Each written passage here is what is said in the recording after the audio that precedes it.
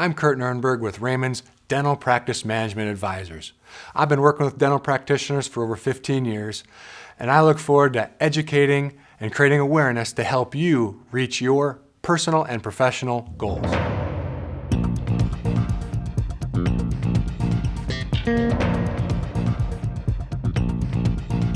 You know, when you're ready to sell your practice, some practitioners believe, I want to increase my production just to make it look more appealing to a buyer.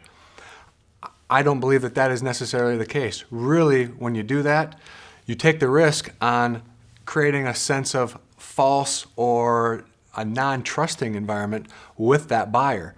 They're looking at it that you're trying to just get the most out of your practice. At the same time, they're worried that when they come in, there's no work for them to do. And therefore, they're going to have a tough time continuing to earn a living and pay for the practice that they just made a wonderful investment in. When selling your practice and trying to identify whether or not you should make investments into technology, it's important to take a look at more of the nuts and bolts and making sure the chairs and the units are very presentable and in very good working order.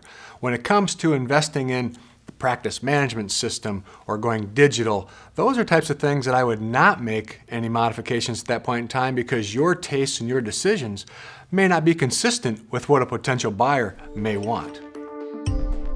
When presenting your patient base to a new buyer or potential buyer, it's important not necessarily to try to show the historical patient base, but to really show the active patient base, who is there, who is committed to your practice. It's as important to make sure that that system is in place, both in the physical charts that appear behind your front desk, as well as what appears in your practice management system. Some sellers believe that the more charts that they have behind that desk, the better that their practice is. And that's not the case. It's actually more of an issue as you sit there and you go, wow, all these charts are here, but they've never been contacted. It becomes actually a concern from the potential buyer. If I'm a buyer looking at a practice, I'm going to have a focal point on, one, the recall. Are we getting our patients back into our practice? Secondly, am I collecting the payments from the patients as they are in the practice, as well as making the next appointment to keep those patients accountable to come into this practice? And then lastly, the accounts receivable management is very, very important as well.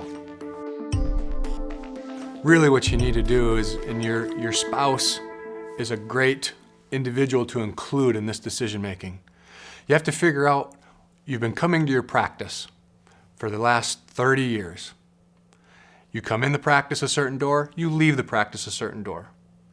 And you have to make sure that ultimately when you no longer are coming in that door or leaving that door, that your life has something to keep you fulfilled to maintain the balance in the rest of your life. So you want to really make sure that your expectations are appropriate and that you're real with who you are, where you're at, and what you want to do going forward.